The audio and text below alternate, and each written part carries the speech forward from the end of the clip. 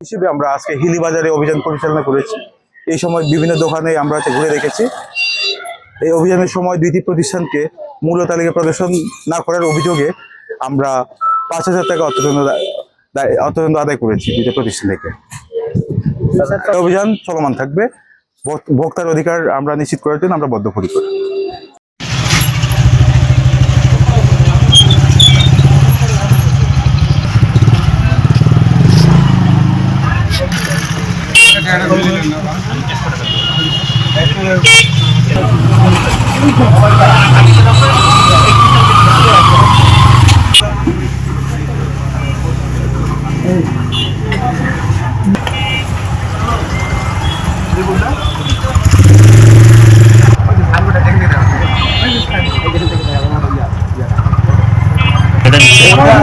ছিয়ানব্বই টাকা ট্রেডিং করছো আপনি 100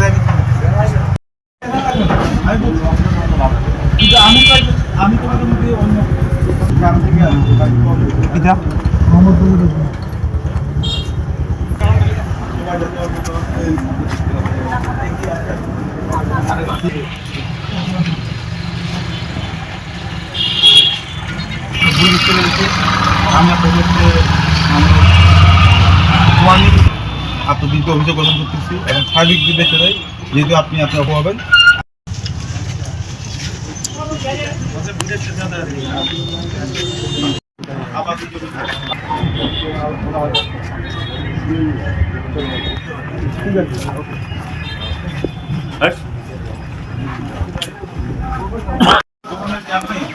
এখানে বেশি পরিষ্কার পরিচ্ছন্ন রাখতে হবে। আপনাদের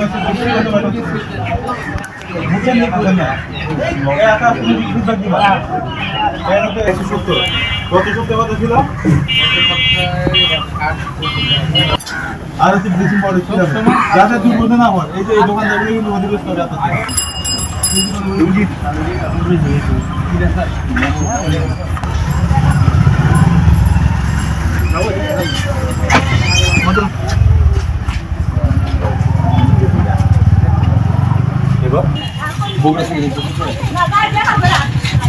কত সেটা ভাইটাল।